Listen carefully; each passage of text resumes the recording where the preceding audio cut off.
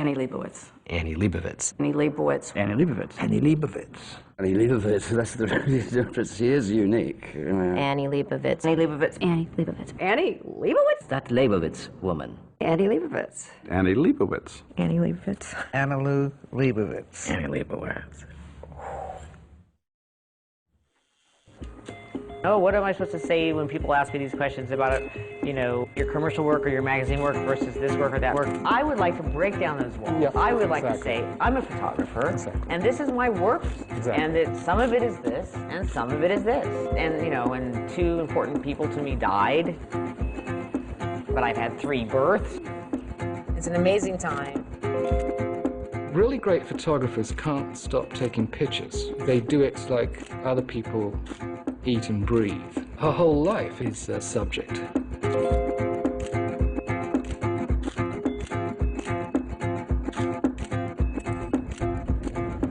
Whether I'm on assignment or whether it's my family or, you know, whether it's like, you know,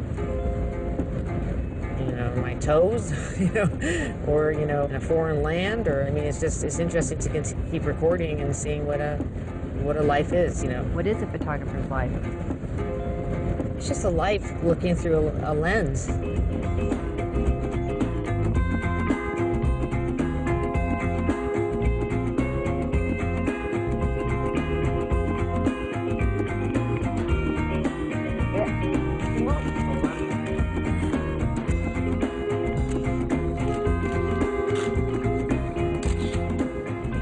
Great, that's great. Hey, so this camera. The man whose picture I have to take, George Clooney, is going to be here, and I'm going to have to talk to him. And as soon as he goes away, I can spend some more time with you. Okay, let's take the jacket off. It's not working. That's great. Now look out towards these girls again. That's good. That's good. Actually, that's great. Great. That's great. That was fun. See you guys later. You know, it hasn't stopped being a ride. Everything is chock full of interesting moments. It feels more dynamic than ever now.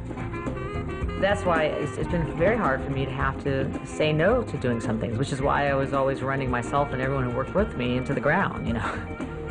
Thank God, you know, the children, so at least there's some sort of pacing.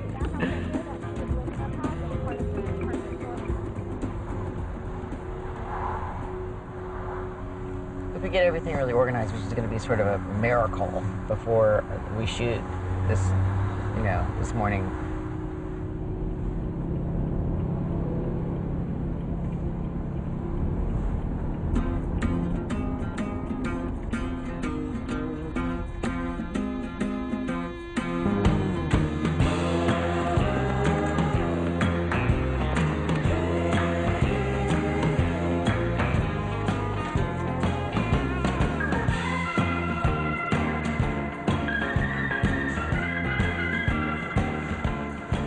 Too even to me, you know. I mean, it's all the same density, and I wish it had more, you know, openness. So, Kirsten, we're going to keep this hair. Are you okay? Yeah. Yes, Clementine. Thank you. Go ahead and look down towards Kirsten. Yeah, just a little bit there. That's great. Sorry, I can't help myself. It looks so great. Before. You know, the thing is, I'd like the red shoe better. Oh, that's good. That's good. That's good. I'm going to do several kinds of formats here. So this looks incredible. Hold on. I'm going to another format. Jason, just lean over it, like arch your back a little bit there. Yes. Okay. Beautiful. Oh my gosh, so beautiful. Oh, fantastic. Hold on. Thank you very much. Bravo. You should have told me before. Like frustratingly fast because we're like got all the. I know. Oh, that's incredible. Wow. The white pants make it all. So sexy, the white pants. Yes, you know. Woo! That's right. I saw him sit down in his white pants, and I went, woo! I'm just confused because it's so beautiful. It's true. I should have shot more. She's such an enthusiastic mother, and how she does it, I don't know. It's with the 3 kids and this work, and and she's in such a demand and pressures.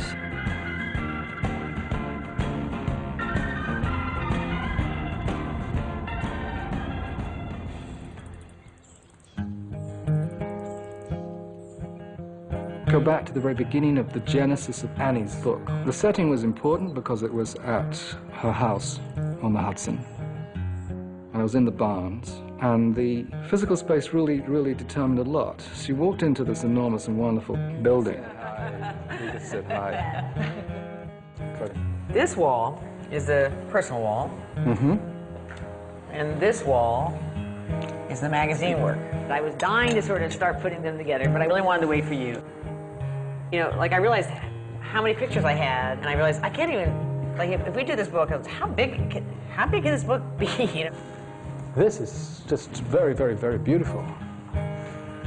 This was a thing I did with Laurie Anderson. But there was this Chris Rock picture, which I sort of, yes, I couldn't believe I got away with. She put such a stamp on a picture. I mean, you can look at her work, and there's no way anyone else ever took that picture. For me, Annie is, if I had to select one word to describe her, is that she's daring. She is the tallest and the most authoritative, uncertain person I've ever seen. Trying to please the magazine, trying to please the advertising client, trying to please the reader. She persuades, she cajoles, she seduces. Annie has this freaky connection to quality that seems to have survived her commercial success. Some of the greatest works of art ever made have been made as commissions for specific clients. We just have to think back to the Renaissance, the great age of the Medicis. In terms of photography, if you were involved in rock and roll, she was the person. She evolved into this portrait photographer of this sort of American portrait. She has really been a major chronicler of our country, what we care about, what we think about. I like the family pictures. We all live in a world where we have mothers and fathers and lovers and children and loss and death and hope. And at the same time, you have a series of portraits of these kind of monsters and these giants and these figures shifting around in the background or appearing on CNN. Bill Gates, Bush, Clinton, power at the White House, Star Wars. And they impose themselves on our lives. And so we just started to weave them together. This is a trip with Susan to Germany, and Susan is not feeling well, feels concerned. Susan always talked about returning to Paris, and she started to go with me on these trips. Mm-hmm. And this is definitely a dilemma. We have this stuff, and then we also have the Bush administration stuff, which you saw, the war room and all that stuff. And I mean, I think it's important. Do we put it in or we don't put it in? I think it's quite important. The interweaving. Anyway. Who's here? Hi. Who's coming? You? No. We don't. Yeah, we don't. Hey. Bye-bye. Bye-bye. Thank you for my visit.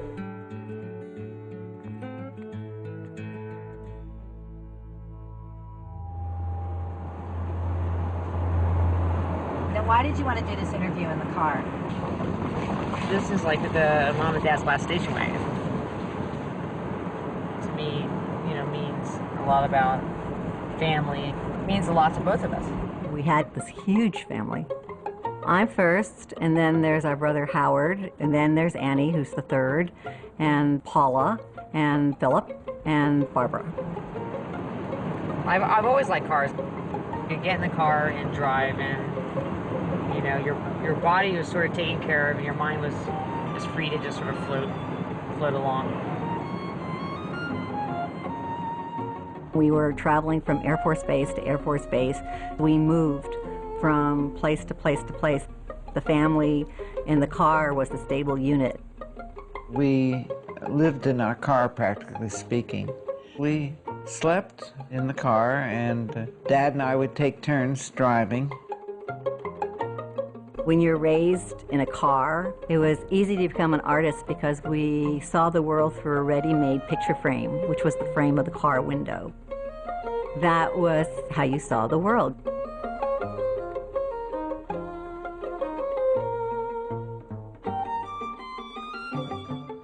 I didn't really have any real interest in photography. Photography to me was really family-based. We had family pictures and they were very, very sentimental to me. And they were important to my mom. She had them on the wall everywhere. My mother was prolific in compiling documentation of our family. We're just so used to it, and we were used to it at all different times. We just thought that the camera was another member of the family.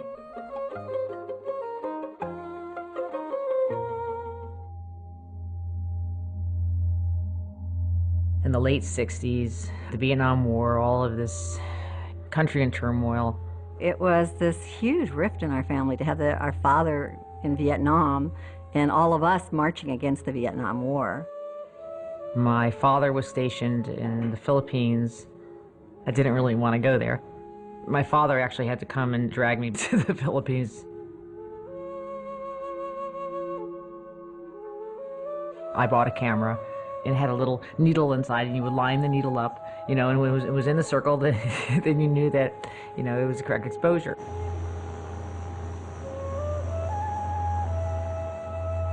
I started to use the base darkroom. It was like, you know, the hobby shop. I mean, I didn't know what else to do. And I took pictures on the base and around the base. Those are my first pictures. When they wanted me to go to the University of the Philippines, I managed to talk them into letting me stay in San Francisco and go to school there. I was living in Berkeley at the time, so my parents felt like it was safe for Annie to come to the San Francisco Bay Area, you know, in 1967. She got together with a bunch of friends and rented an apartment crammed with students, and her room was the closet. I went to the San Francisco Art Institute as a painting major. I had it all figured out. I was going to become an art teacher. But I learned very early on that you can't become an art teacher till you become an artist, you know, and it was this, I said, really? The following summer, I took a workshop in photography. They asked you to go out that morning, take pictures, develop them in the darkroom that day, and that night you were sitting and looking at what you did and talking about it. You go out and walk around, and the immediacy of it, there was like a shared community wash where your prints came out, and you wanted to make sure that if your print was out there with everyone else's, it was okay and it was good. It was something really just wonderful about the whole process. It clicked. It clicked with me. Sorry. The School of Photography at the San Francisco Art Institute was really based on Robert Frank, who was considered the father of 35mm photography in the United States, and Cartier-Bresson, who represented the same kind of photographer in Europe. They were considered the first photographers who took photography in a way it had never been done before. They made it portable, very, very portable, very, very relaxed, very, very fluid, because they had a small camera. And this is how I learned to take pictures. It was personalized reportage work. The very first book that I began to realize what it meant to be a photographer was a Cartier-Bresson book, and it was called The World of Cartier-Bresson. I remember sitting down, looking at that book, and seeing that you could travel the world. The camera gave you this license to walk out and be alone in the world, but you know you were there with a purpose. It was a very important discovery. Every shoot has its different dynamics. You're not always trying to get the same things from every shoot. Remember they had the beautiful shots of her here? Yeah. She's gonna be upset with it, probably. They're gonna kill us. How much do those horses cost? I had him was going to bring 2 horses over. I said I didn't really need the horses. Definitely need fans. 2 fans. Hey, Ricky, we got 20 minutes of light. Take all the talent as soon as you can get them ready. I was supposed to be there when the movie was actually being made. That didn't happen. So we had to sort of recreate the film. Oh, fabulous. Oh, my God. Jason, you come here. And did you bring your mask? This is the carriage they could get at the last minute. And, well, watch your hair. Excuse me, sir? Do you speak English? Come down here. Everyone looks amazing. You okay? Chris, I need Chris. The camera's not working. Chris, I need a good phone today, say. It's not working. Is it on lock? Is it on lock? Oh my God, it was incredible. Okay, that's beautiful, beautiful, beautiful. Yeah, great, great, great. Great, let's go home. Yay! Woo! Bravo! And happy birthday. Oh, thank you. It's a stunning birthday. Oh, no. It was. Okay, have a good one. Okay. We'll see you later in the afternoon tomorrow. Good. That was the most beautiful light. That was sort of anticlimactic. That just wasn't good enough for what it was. I mean, you know, but it was like, why don't we just put it over here? Oh, God. Oh.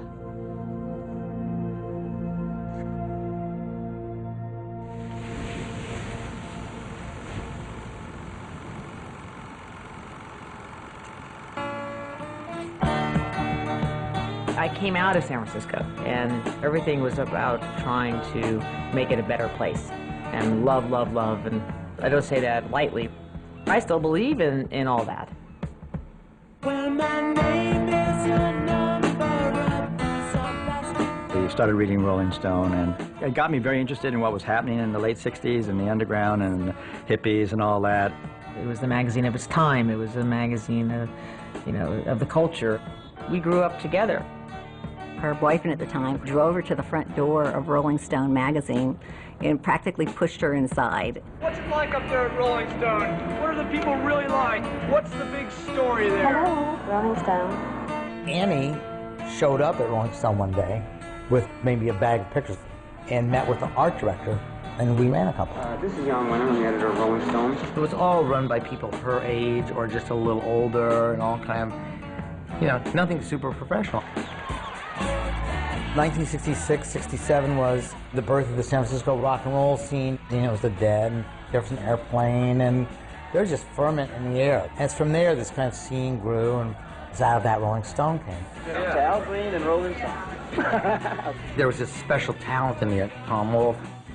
There was one thing I liked was the fact that about Rolling Stone was that you obviously just write your head off. Hunter Thompson. Well, if I had to need some speed, no. But we want to be moderate, you know, and just do a half. We were all working for something we really believed in. We were the only paper really describing what was going on, and there was a lot going on back then. We were all really interested in the idea of experimenting with our art and experimenting with everything we did. I never thought about doing that before. She had all this energy, she had all this imagination, she had a great journalistic sense, and I immediately had the hots for her. When I started to work for Rolling Stone, you were suddenly working with other people. You know, an art director, you know, working with a writer. It was a whole other landscape. The magazine is this extraordinary empty canvas that is waiting to be filled up with imagery. I remember the first time I saw my very first cover. That moment has stayed with me forever. It's just like so powerful to see this image replicated over and over and over again and on newsstands. It's very powerful stuff. I learned very early on that something that wouldn't seem like it was anything would be something.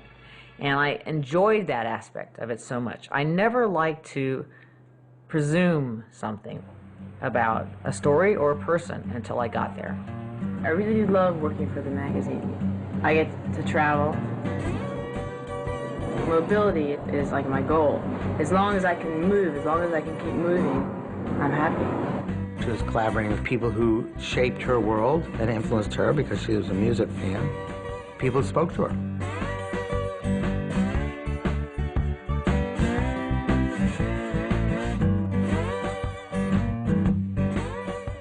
I was going to New York to do this interview that I had spent 2 or 3 years working on setting up and getting to know John and Yoko. John Lennon had never, ever given a real in-depth interview about what it was really like in the Beatles. And he was ready to tell a story. And Annie came and said, I want to come along and shoot it. It wasn't my idea that she come shoot it. Annie just begged to be a part of it. This was like one of the first really big musicians that I was ever going to meet, and was dying to go. And I said, please let me go with you on this. I'll stay with some friends and I'll fly a youth fair. She was like a student still, very young and sweet. And I thought, oh, this is interesting that Jan did not get some famous photographer. He had no airs about him, and I think I was in such awe that someone being just nice to you or normal, being allowed to be there, that was a big deal. It did set a precedent for me of what you should expect. She was more concerned about the spirit, I think, and that came through. I really didn't know how to direct anyone to do anything. I was taking my meter reading. He just looked back at me for a second, and I took a picture at the same time. I was really taking a meter reading.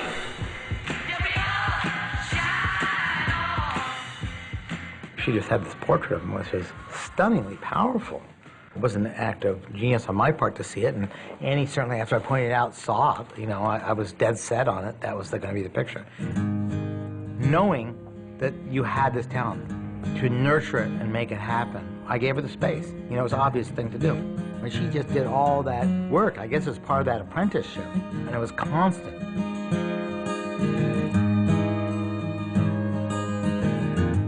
It sort of left me to my own devices. I was never, ever told what to go do. I felt that she was really good to go out with from a journalistic standpoint because she really did observe things well. Little ticks and the feelings of the place in a way that I might not have caught. They really didn't understand photography so well. It was certainly not as important to them as the story. I covered everything for Rolling Stone, and Rolling Stone covered everything. It wasn't just a music magazine. She worked with Tom on the astronauts. Tom was doing the right stuff. We'd send her out on a campaign trail, ride the train with McGovern, go cover Watergate. Annie Leibovitz, our staff photographer. She's around. She just got back from Hawaii. Annie would work with all the writers. Hunter Thompson, she worked quite a bit. She and Hunter were fast friends and recognized in each other that wild and spirited nature of each other. To compare Nixon to Hitler, yeah. I'd done that a long time ago, but respectable. I have never been a quitter. To leave office before my term is completed is abhorrent to every instinct in my body. When Richard Nixon resigned, which we'd all been rooting for, we wanted to go with something, you know, a major issue. Well, unfortunately, the only copy that had been signed really was Hunter Thompson's story, and he didn't file. Finally, Hunter got what he wanted. Nixon was gone. He just got blocked up, and he couldn't write the piece. That was a big triumph. Like, in place of Hunter's words, they ran, you know, they ran a big photo essay. And you know, I was like one of the last journalists they let in the White House. And Nixon's walking down the red carpet and gets in the helicopter. Everyone had pretty much moved away. I was still out there, and I noticed that the guards were rolling up the carpet. It's not the kind of picture that anyone else had room to run or would be interested in running. A lot can be told from what happens in between the main moments. Annie just went in there with no particularly special access, delivered this beautiful set of pictures of this event. She started to get to a little star status within the office. You know, not quite equal to Hunter, but near that.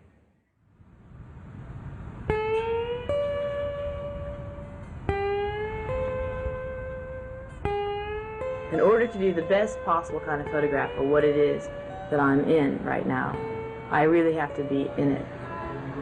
It has to be around me. Like, you know, Like that is the best kind of photography, is what is around you. You know, like you become part of it. What Annie would do was she'd spend 2 or 3 days on the road with the person, 2 or 3 days in their life. It was Fleetwood Mac or the Allman Brothers, she'd be on the bus with the Allman Brothers for 3 or 4 days and achieve a level of understanding and depth. That's what makes these photographs that she did so intimate and so revealing. In order to get the best possible pictures, one had to become part of what was going on. You know, just do everything that was going on. And then you're there and no one pays you any mind and you can take the pictures you want to take.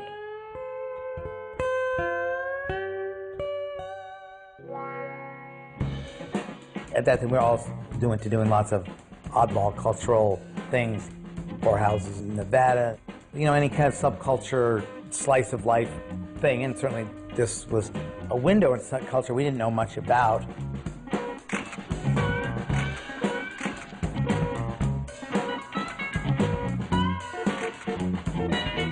I met Annie the first time on a flight down to South Africa in 1975 when I went down to compete in a Mr. Olympia competition. Annie is a person that is very good in adapting to the circumstances and to the people that are around.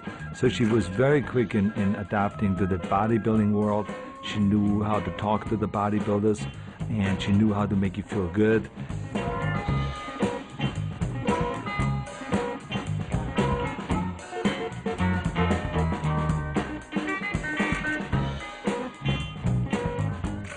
She always has a way of kind of sneaking in and becoming part of your life.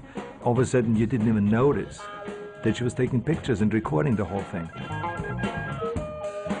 No matter where it was, there was Annie, but you didn't really say, get her out of here, she's in my way. You always felt like she's one of the gang.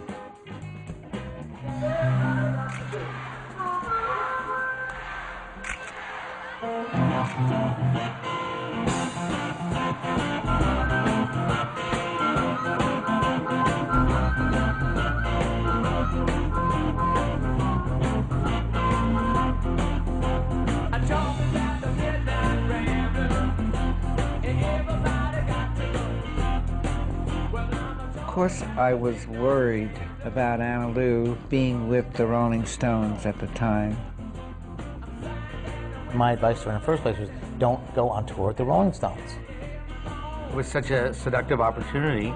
You know, the world's greatest rock and roll band, they have a high life, rolling the dice at the top level, and, you know, it was irresistible. That was the thing, is that the Stones pictures are so gorgeous this time. Yeah. We should have pictures like that all the time. Shoot it, for sure, but don't go. I mean, I've got too many friends go on tour and come back drug addicts. I didn't know what I was getting myself into. It was unbelievably stupid to pick that group of men in that situation to decide to sort of become part of something. You know, we were all drugging it up and hanging out. My point was, go on some of it. Don't go on the whole thing at your own peril.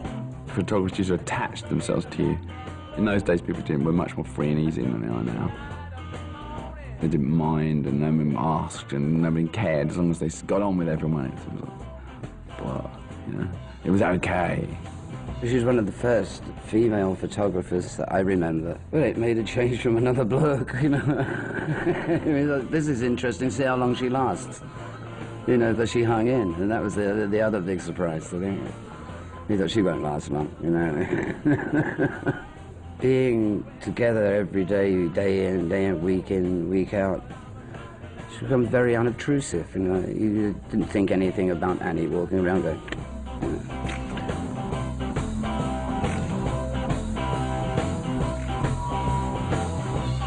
She'd find things that most people wouldn't get around to, you know.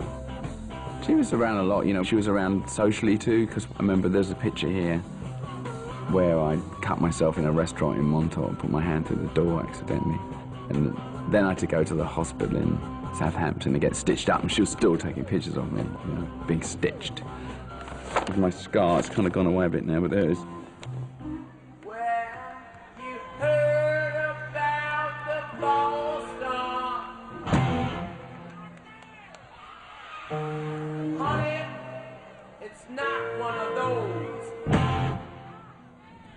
No, let me see it for a moment. Oh, that one I don't remember.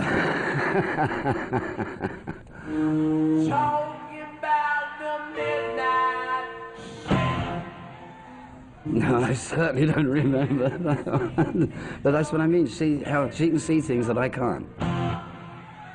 I'm called a hit and run, rainbow. After about 10 concerts, you're getting about the same pictures. After about 10 hotel rooms, you're getting about the same pictures. So there wasn't that much new to be gained. And frankly, I thought the situation was very destructive, and it played to the most self-destructive elements in Annie. There's tons of drugs around. At that time, it was in their huge drug period. I did everything you're supposed to do. You know, when you go on tour with the Rolling Stones, I mean, just imagine everything you can possibly do, and I did it. We had a big tussle over a disagreement about her doing that, which I was against. Oh, so it was her idea, was it? I never knew whose idea. I thought it was maybe his idea, and he sort of said, "You're assigned to this," or something like that. Okay. But, she got something out of it, and she's got a lifelong friendship with the Stones out of it, and a great reputation, and she's, was I guess by this point, just unquestionably the #1 photographer in our rock and roll world. Have you done it so much that you could go in and blindfold and make cover photos for Rolling Stone and Mick Jagger? I would never go into anything like you said, like what you just said. I mean, I wouldn't. I really take everything pretty seriously. She certainly conveyed something from behind the stage or in the pit, and some which had never really been seen before. And the movement that she captured, I thought, was really fantastic.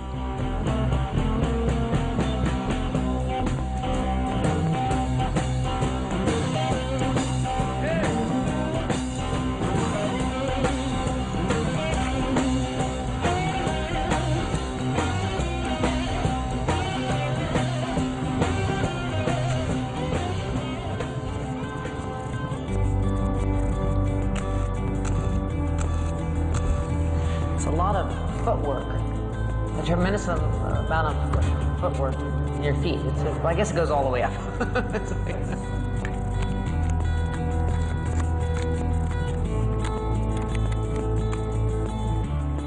I've always been interested in dance, and I'm sure it comes from my mother being a dancer. Started with Isadora Duncan's style of dancing, and then went into more modern with Martha Graham. Anna Lou had her dance classes too. I promoted art as much as I could.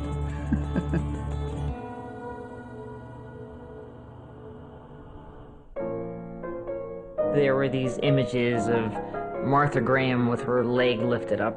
As I got older, I realized, though, these were Barbara Morgan photographs, and I started to study how Barbara Morgan took those pictures. She really studied the dance, and then she picked some moments and she recreated them.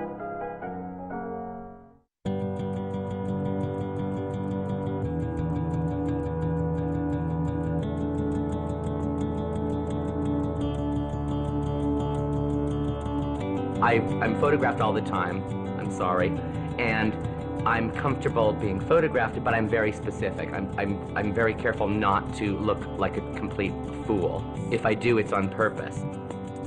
The first time I worked with Annie was a double portrait session, me and Mr. Mikhail Baryshnikov, who's a very good dancer himself. Actually, I got to know Annie through Mark, because she was attending all his rehearsals. I always had a dream, I guess really based on the Barbara Morgan-Martha Graham relationship, really looking for, how is a dance made? We were very busy. Mark was doing a few new pieces, and during the rehearsals she shot her material. After a few days, we really kind of forgot that she was there. There are lots of pictures in this sequence that look like nothing. They look like, where's the focus of this picture? There isn't a classical triangle or a, point of view and depth of field, blah, blah, blah. There's just people kind of dancing. One has everybody's sort of slow dancing, and it looks like a dance marathon, and everybody's exhausted, which you are if you're a dancer. That was one of the best times of my life. I mean, no, I'm serious. No, Misha, it was really, it was such an important... Late dinners and so much fun. It was fantastic. The thing about a photograph is that you are doing a heightened moment or a moment.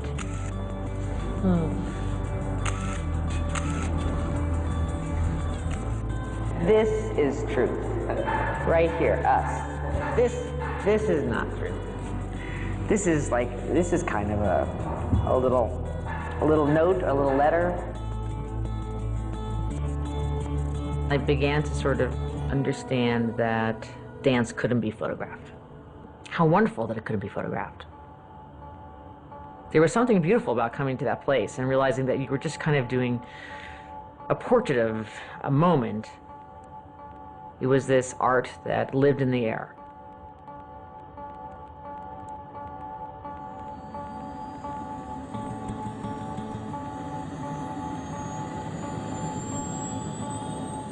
I've never done any aerial work over the city itself. I've been on the river, but not in the city, so it'd be interesting. The light is not fantastic, so I'm not going to... It's really more reconnaissance.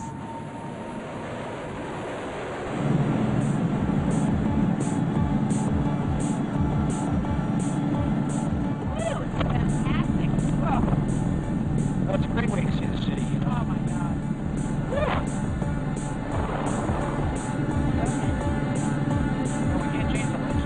Today, Rolling Stone started moving into its new digs more than 20 stories up, across the street from the GM building, the Plaza, and Bergdorf's at 58th and 5th. The decision had to be to consolidate the company. You can't run it, split in half. And as to where? California and New York. New York is where publishing is. New York is where the talent pool is that we need. The ideas, the intelligent ideas, and the photography in magazines seemed to be coming out of New York and Europe. I wasn't really looking at the fashion as much as I was looking at portraits. Pull out a little wider to your north. Okay. What began as an underground magazine in 4 small rooms in San Francisco 4 years ago has now grown to almost 40 rooms on 4 floors on Fifth Avenue, some of the most expensive office space in New York. When Rolling Stone decided to move to New York in 1978, it might as well have been Oz. I mean, it was just so far away. I thought, oh, I'll go for a year. I'll just see what that's like for a year. I never thought I was going to end up in New York City and be here this long. If we were going to be a part of the mainstream magazine business and be able to grow, we really had to move out of San Francisco and move to New York. Everybody had to grow up. When you were in New York, you were thinking this is where Richard Avedon, lived, and then this was his town, and it was his work, and Avedon represented New York to me. So I brought Annie up to Dick's studio, and we all had lunch together. Dick was trying his best to, be polite and engage Annie, and Annie was her usual, very nervous self. And it was funny that each of them had their cameras, and each of them took a picture of the other person, and she was just horrified that he was taking her picture. I happen to think that the cover idea that we've evolved now, which is shooting against the all white seamless, is fantastic. And we're going It looks great. I intend that to continue with this style for the indefinite future on everything and make this a style of Rolling Stone covers. I love it. It looks beautiful. Necessarily have to always shoot on white because as long as it's a consistent style, I think it will do the same thing. Moving to New York was like hitting a wall, like hitting a brick wall. That everyone who worked for the magazine, thought we were sort of a moving ensemble, that we were all going to be able to support each other and help each other, but everyone had so many of their own problems to deal with that it made it very hard for anyone to support anyone else. New York's a fun place, but it's hard, and if you get off the track the least little bit, it's a serious derailment. There wasn't any kind of support system set up for anybody to, moving there. It was sort of letting children loose in a big city. Annie needed more attention and more help and broader experience than we were then able to provide. She needed a teacher. And she found Bia. Bia, who was already a legend from designing magazines and books, she knew practically every really talented photographer and designer in New York and perhaps the world. Bea Feidler took me under her wing. She was very, very, very important at that period. She said, you have to edit your work. You really have to edit your work. And I didn't understand how she did it. I would look at my contact sheets for 5 hours, trying to, with my loop, trying to figure out which one, and she could look at the contact sheets and in 3 minutes she would have it edited. She knew what was the best one. I didn't understand how she do that. How did she do that? I don't know how did she know? That's one of the greatest learning experiences you can have, is to take your own work, have somebody who you respect look at it, and then figure out why do they like these 5 and not the other 500. And you learn a lot if you can figure that out. Because it's about lighting, it's about pose, it's about attitude, it's about what you're trying to accomplish in the shoot. I have a good example of when I did something wrong. It was a group cover with Bruce Springsteen and James Taylor and Bonnie Raitt and Jackson Browne and Carly Simon. I think it was an anti-nuke rally. Jan wanted to put them all together. And I went and took the pictures and just kind of threw everyone against the wall and took their picture and came back with the film to Bea, and she looked at me and she was just so angry. She said, you really messed up. I mean, here was this, you had this opportunity, and you could have made something of this. You could have made it a very important photograph. You could have done something that would have taken this thing to another level, and you wasted that opportunity. It was a very, very important lesson. The one has to, just take it to another place, and you can make it something that means something to other people. She started investigating what other photographers had done over the years and concept stuff and bringing in props, and she just brought this wonderful thing to it, which was that a concept somehow, was going to be deeply connected to something about this person, or something to this person. I remember her sitting thinking all the time about what to do, how to do it. I linked that to her picture of Bet on the bed of roses. We were doing promotion for the rock and roll movie called The Rose. She put me at ease when I came in, and she explained the shot to me, and of course by that time I was a little bit big for my britches, and I thought, well, I'm not so sure about this. I saw that there were a lot of roses, and I thought, oh my God, I'm going to be scratched to death. These are just flower market roses, and they came in all thorned. And there was a last-minute hysteria because I couldn't have her lie down in thorns. And we were sitting there with clippers trying to de-thorn these roses, before she came in. And I looked, and there were so many thousands of roses down on the ground. And I thought, oh, she removed every one. Oh my God, she's so thoughtful. And then, of course, I was her slave. I get a letter a week after things comes out from Avedon saying, Dear Jan, Annie's cover of, Bet is the best solution for a magazine cover I've seen in 30 years. I think that Bette Midler was a very important picture because it was the beginning of trying to think of how to do a setup photograph. What finally brought it home, strangely enough, was not an assignment from Rolling Stone, but an assignment from Life magazine to do a series of poets. Robert Penn Warren, for example, was writing about death, and I wanted to just take his clothes off, really, because I wanted to see underneath him. I wanted to see inside him. I wanted to see I wanted to see a skeleton. And Tess Gallagher wrote a great deal about horses and riding horses, and I started to sort of really understand that I could incorporate the poetry. I could incorporate something about the person into the imagery, into the photograph. She kept doing that. I mean, Fleetwood Mac in bed on that mattress shuffle. It's brilliant. And they all had been having affairs with each other. So here, without saying it, here they all were in the same bed and twisted around, and this one with that one, and sheets. I mean, it was genius stuff. I mean, it sounds simple, but when you see it executed, I think of that Blues Brothers cover. The idea when I first heard it, paint their faces blue, I thought, we can do better than this. That's so, obvious and dumb. But done, once done, it's stupendous. There is something very narrative about her photography. People do talk about those as being story portraits. It's a story that's one sentence long. I mean, I really do think of them mostly as one-liners. All the time they say, oh, you've got such great ideas, great ideas. She says, I don't have great ideas, I have stupid ideas. I have very basic ideas, very simple ideas.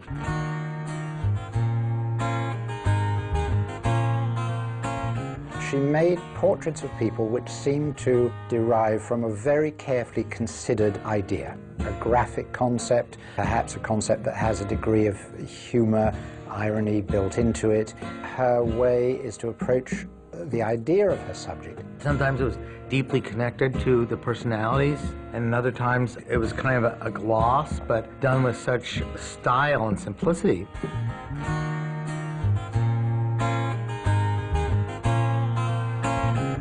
She decided that I would be standing in front of a oil can, I think, in flames. It was getting very, very, very hot, and I thought, boy, it must be like 120 degrees. But that was because I was starting to get singed. And the caption was something like, Patti Smith catches fire. So I think the concept was I'd burst upon the scene. People were looking forward to seeing Annie Leibovitz's pictures in Rolling Stone in a way that had never really happened with photographers and magazines before. It was like installments from, you know, a cliffhanging Dickensian novel. What was Annie going to do next? You know, what incredible idea was she going to come up with? Who was she going to photograph? Love is real. The whole idea of the conceptual cover is everything that I had learned over the 10 years in between. I remember Yoko and John being, you know, like parents, being proud of me. They felt it was great that I had come as far as I'd come, and they both remarked that, and it was very, very sweet.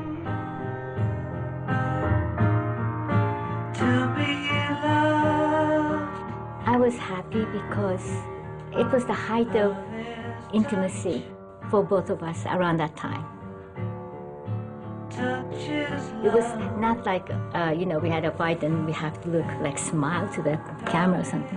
We were just really feeling good about being together. Well, some photographers would just come in and just, okay, let me do it this way. But no, she said, you know, this is what I'm thinking, what do you think, you know, kind of thing. And John was very pleased with that.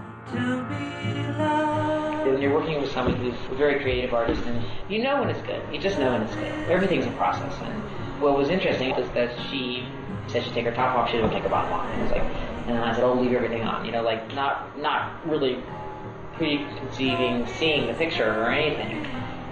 And then, you know, he curled up next to her, and it was very, very strong.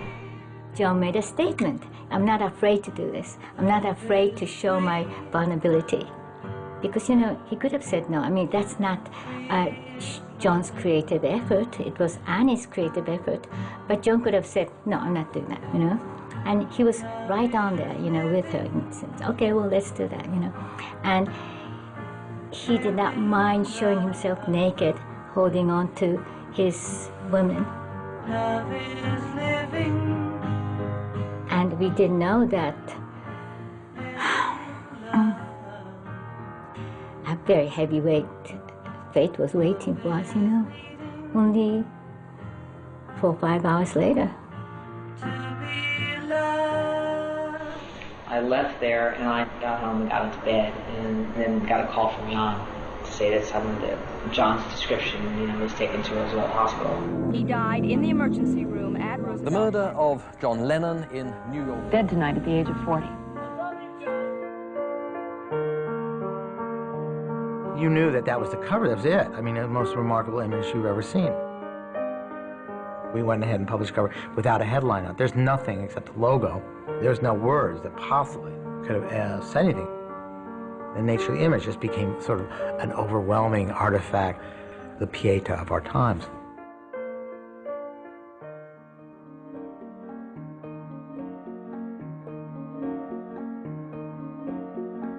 I had been at Rolling Stone for so long, you know, for almost 13 years, and I was synonymous with Rolling Stone. I was asked if I would become the photographer for Vanity Fair, and they were quite happy to have me still working for Rolling Stone. B.F. Feitler offered her that opportunity. It was her idea to bring Annie from Rolling Stone into a non-existent publication then. I actually really wanted to work for both magazines. I thought, why wouldn't I want to?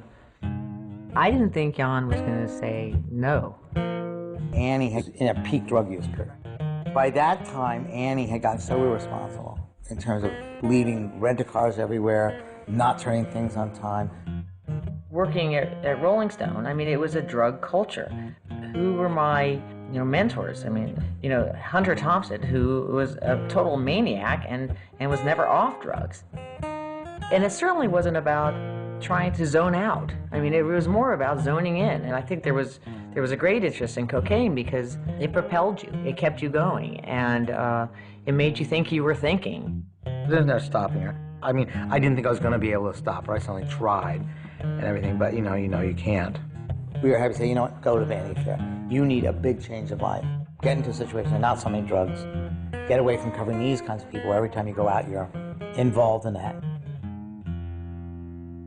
We got her into a very, very wonderful rehab place, and that cured her forever.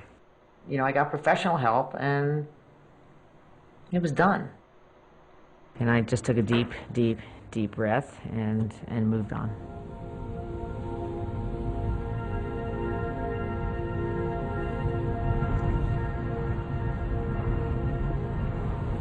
It was like growing up.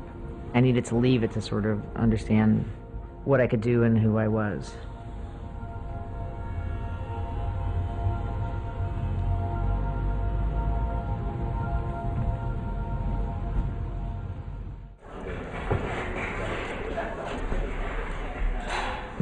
Hi, Ian. How are you? Vicky, forget about putting that stuff up yet, because I just got to organize the place or it's not going to work for me. That table here, 6 of those chairs for now. Bring it over here and get everyone to hang up their coats. This thing, move back to this wall. This garbage can go to the left here, but I think we should move these chairs over. Can't work in a messy place.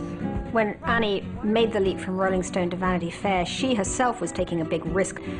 She had been very much identified with the rock and roll world. For her to come to Vanity Fair, to come into the kind of glossy, Condé Nast stable, was a statement by her. I am now taking my work into a more mainstream area. Who's in charge of these seats? Tina Brown put me to work, and she put me to work in a way that, I haven't really stopped working. She really, she used me nonstop. I wonder if Julia Roberts would wear something like that.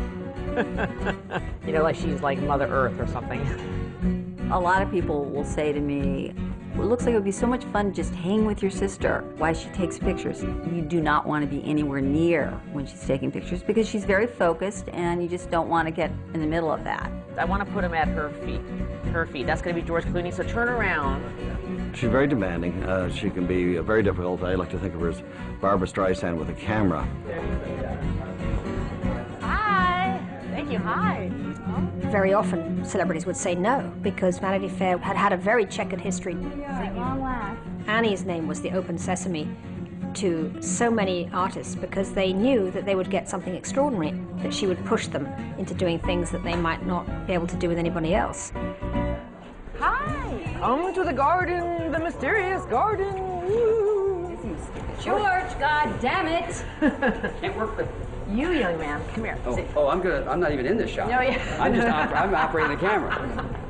You're just on the ground, just at her feet. Again? George, actually, you don't look very comfortable. Do you want to come right on your bottom? Come right on your bottom. Julia, just try your arms out on the. It's fantastic. Great. Okay. Going from Rolling Stone to Vanity Fair, I didn't really have the tools to make people look good. I didn't quite understand there was a good side and a bad side. All that stuff seems silly to me, that people should get dressed up. When you saw Jerry Garcia and he had on his t-shirt, you didn't think, well, hey, maybe you want to put on your, a suit or something. Here we go. Hold on. Is the fan going? A little bit. Great. George, now move your bottom over a little bit to your left. Julia, lean your bottom right into the wall there. There you go. And George, your bottom still has to go there. Yeah. And The cover is kind of a thankless dilemma because the cover is not a photograph. I mean, you might as well be doing advertising. It really is designed to sell the magazine. And I am put in the position of having to take those pictures. But my work really lives inside the magazine. My real photographs are inside the magazine. There is every now and then a moment where it opens up and you can do the kind of work you really could only dream about doing.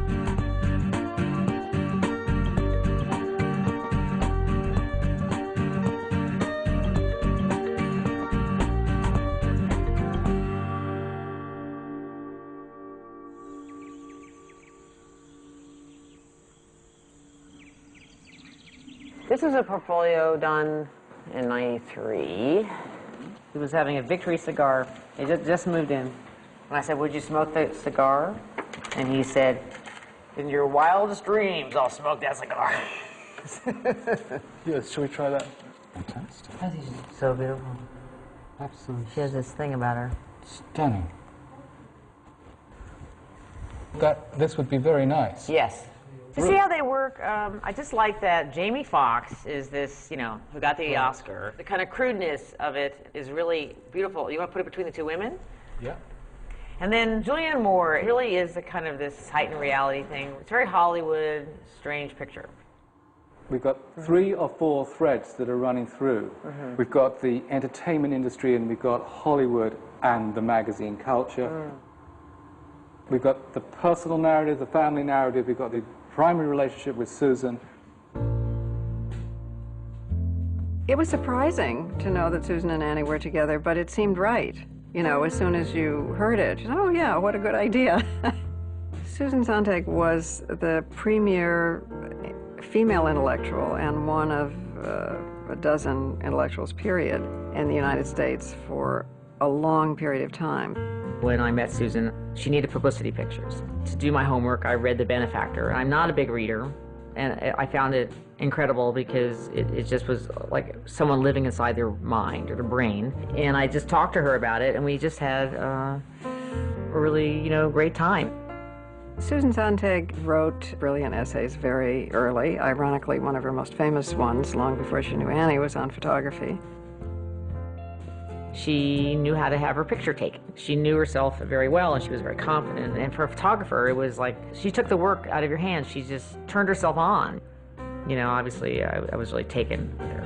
She just sort of decided that she was going to know me, and it was that was it. You know, my reputation was Rolling Stone magazine, Vanity Fair, and popular culture. And what the hell was she doing with me?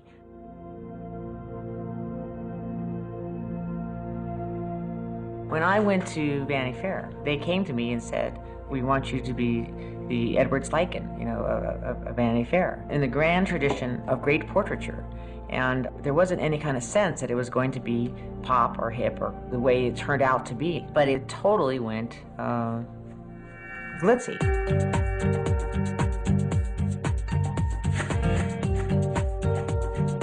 5, 6, 7, 8, 1.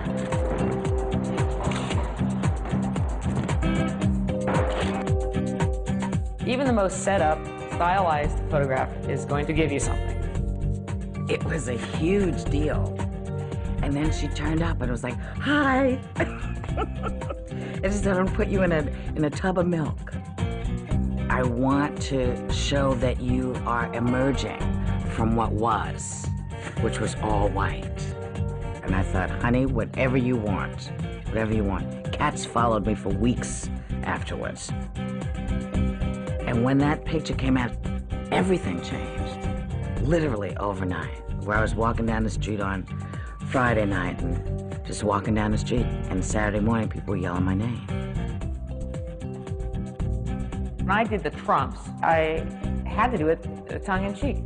Ivana Trump posing so hard, she looks like she's going to break off the chair.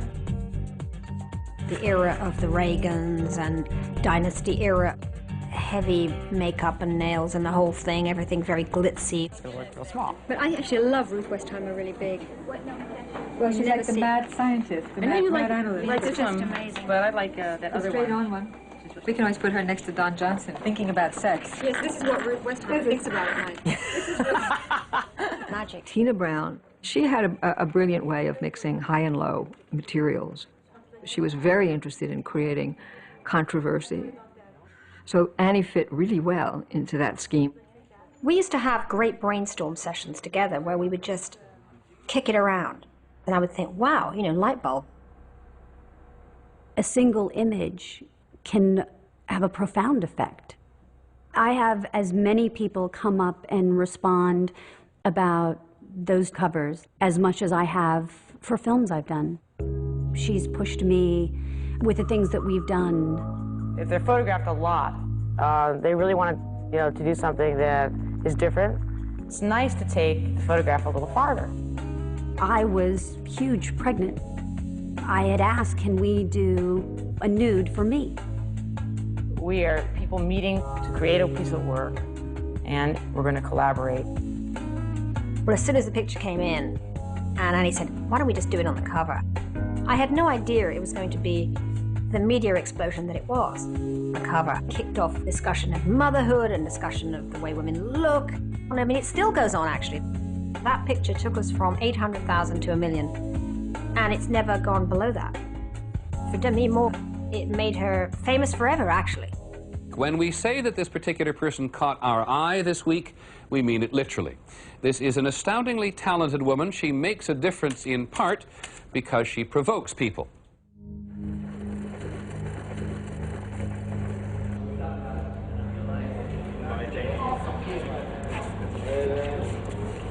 Hi. How are you? I never would have thought I would be interested in fashion. You feel a little guilty. Is it okay if I go do that? Because I'm not really a fashion photographer. Oh, wait. Just do a couple steps with it. You just see it walking backwards. It's so bizarre. Beautiful. Oh, my God. Ah! Come on a little further. Ooh. You know, I always thought that she was way too grand and important to want to work for Vogue. She's having a funny bubble right there. Yes, she drives us crazy, of course, and, you know, budget is not something that enters into her consciousness, but it's worth it because at the end of the day, she gives you an image that nobody else can, and she just cares so much. She cares. She cares. That's beautiful. You will not believe this. In today's world, which is so celebrity-driven, being able to use, you know, Annie as one of our star photographers is a huge, huge plus for us. If you ring up Nicole Kidman and say, you know, Joe Smith's going to photograph you, you know, next month, you know, a big yawn. If you ring up and say Annie Leibovitz wants to photograph you for the cover, you know, she'll be there that night, you know, with bells on. Hey, Chris, stand there. Stand there. Let's go right there. Are you the biggest photographer in the world? Yeah. Is there like rankings? Do you have the belts? Almost every celebrated figure of our times knows an unassuming young woman with a camera named Annie Leibovitz.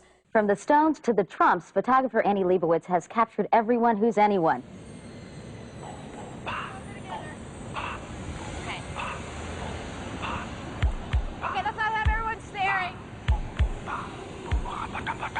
She is the apex of the image culture that is so fixated on celebrity, and she has catered to that. She has done it beautifully. But it's a shabby culture in the end. I photographed all your wives. Beautiful. The state of celebrity in America is at an astounding low point.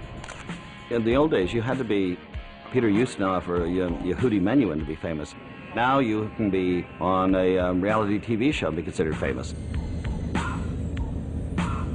It's been the bane of my existence. Someone being so famous and totally relying on that versus trying to take a good photograph. I think they're winning. I think the famous people are winning. Okay, be famous. Hi. Wow, look how beautiful. Relax 1 second. I'm just going to get Bryce up here. I can't say that photographing celebrities didn't change my sister's viewpoint. She just got sand in her shoe. Take the shoe off. Just living in that world changes you. Let's go. It's actually nice you looking a little to your left like that. Just That is so great. That's great.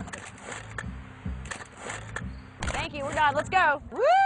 Fantastic. You can look a little bit out this way. I had to find my own sort of way to do it, and part of it was, well, God, if you're using an actor, why not have a little story?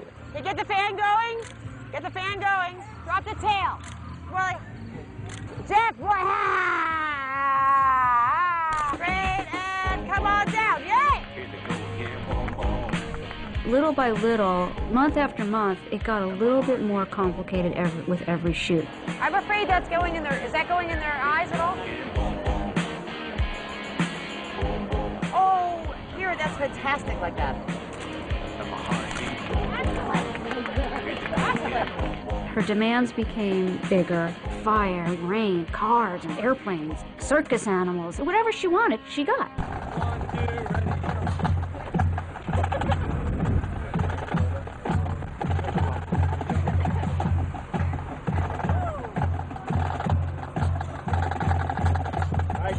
Do the 3 fight song medley marching in place. Here we go, here we go. Yeah,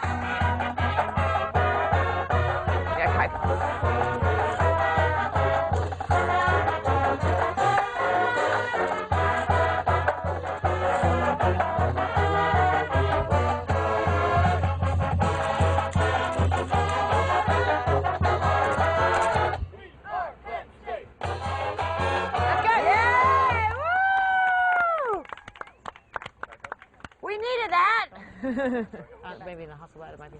That's great. There are a lot of photographers out there. They don't really suffer and agonize and obsess the way that Annie does.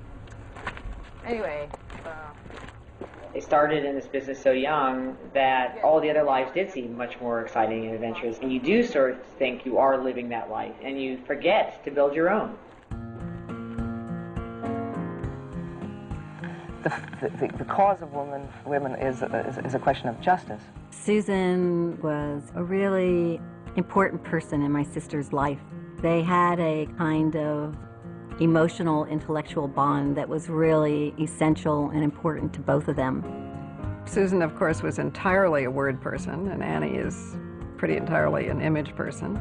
They complemented each other. I'm sure they could learn from each other and probably represented unexplored parts of themselves for each other. I went into the relationship thinking that I wanted to be close to this greatness and to move my work to a better place.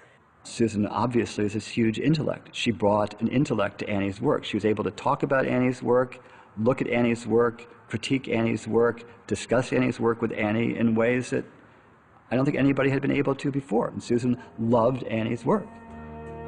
And Susan did want me to be more serious in my work.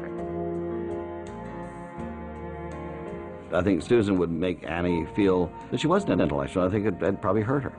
I mean, she would be really tough with Annie. And somehow Annie persevered.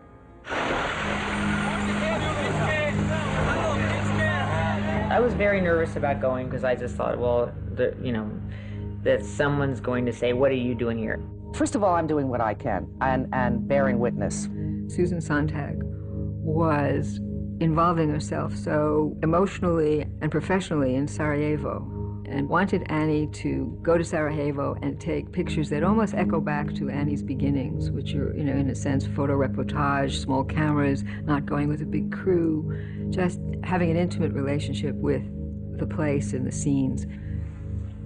The thing they would suggest to you when you first arrived in Sarajevo is go to the morgue first. I mean, just so that you understood what was going on. It was war. It was war. Everything is stripped down to life and death. It was really so random. There was no rhyme or reason to living or dying. It was a real leveling experience. It sort of put some of the work that I do back into the correct perspective. Because I remember I had to go from being in Sarajevo right back to doing, Barbra Streisand and stuff like that. And suddenly, Barbra Streisand didn't seem so relevant. What side Barbra Streisand needed to be photographed from didn't seem, important.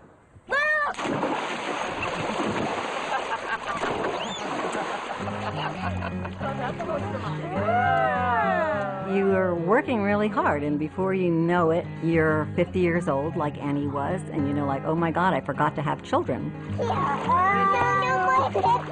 more? Okay. I love raising my children. You know, I thought the world was flat before I had my kids, and now it's round. Family is very important to her. We have this tradition of taking the family photograph.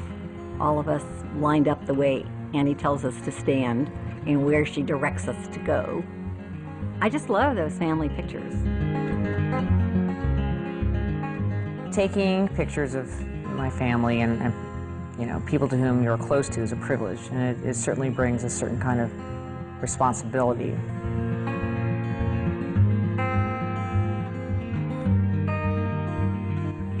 Sarah in big, Sarah in medium, Sarah in medium, Sarah in small. It's this picture. Well, this is when Susan, several years ago, Susan was sick. She had a problem, and then she went to see the doctor, and he fixed it all up. Susan had gone out to Seattle for a bone marrow transplant. There was a very slim chance that it was going to work. I decided I was going to spend my Thanksgiving with Susan. And Susan was not doing so well, and then the call came that basically the bone marrow had failed. So I flew out and brought her home on that small jet. It was the first time I thought I should take some pictures.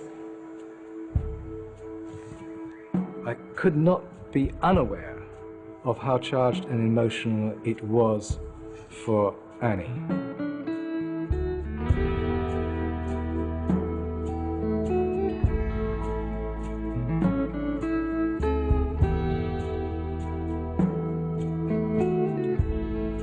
The way Annie photographed people, she just told us who they are.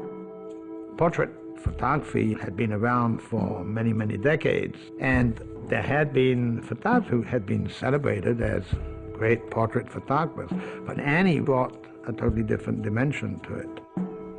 She has no parallel when it comes to a portrait.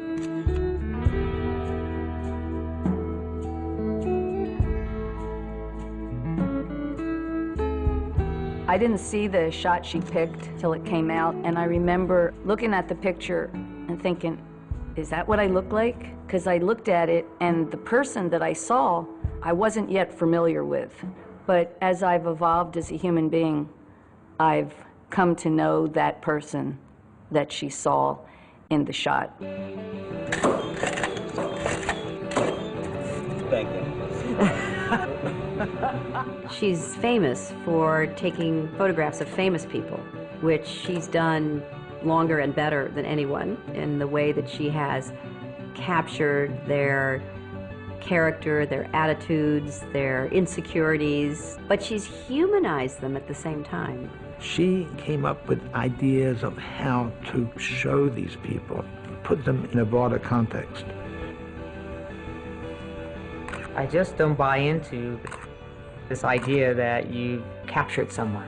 The fact that that's even thought of, that's what my job is to get them, or you got, I'm just bewildered by that. Life is just so much more complicated and so much bigger than this, one-dimensional moment. Does Annie capture the essence of her subjects? No. Can you get to the inside of a person in a portrait? There are many photographers who've said you can't do it anyway. Bob, look out to your right just a little bit. Great. Come back to the camera. You've got one fraction of a minute. You've got somebody who is behaving for the camera. You have the photographer's control of the situation. You have people who don't want to give you whatever they consider their essence. They want to give you a persona, which is something else. What I'm doing as a photographer is getting a little tiny slice of them. I'm getting a little moment. You're there for a few minutes and you leave, and you're passing through each other's lives.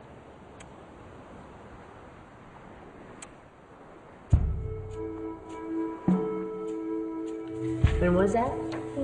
That was just the beginning of this year. And I went down to say goodbye to Grandpa Sam. I flew down to Florida. I had a wonderful talk with my dad, and that's, you know, these set of pictures here.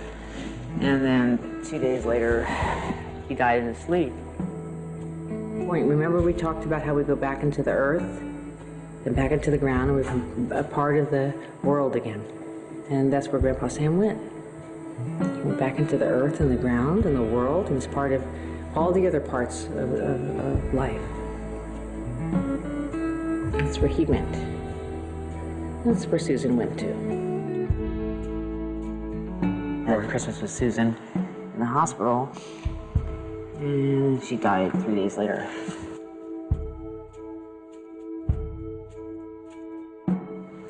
I just shot with a digital camera. Right.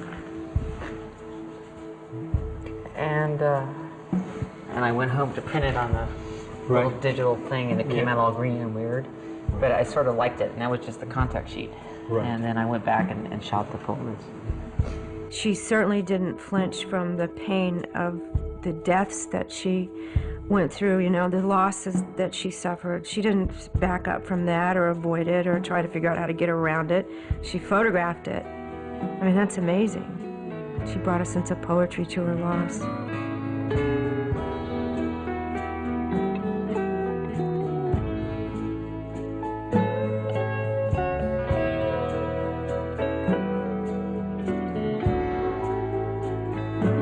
Susan came, she was here, and she left. And I one more time, I left my work. You know, my work it turns out to be the greatest relationship of my life.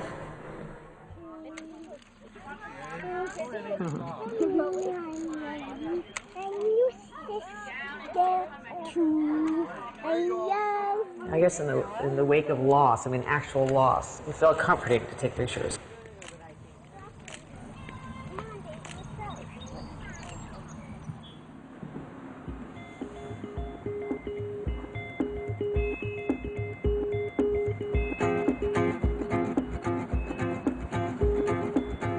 I feel very, very responsible to my work. I love the idea that it's gone over my whole adult life. I just think it's important to finish it out. You know, I want to be, you know, photographing, you know, the day I die. I'm looking all the time, and every direction I look, I'm framing. The personal pictures and the assignment work are all part of it. I don't have two lives. This is one life.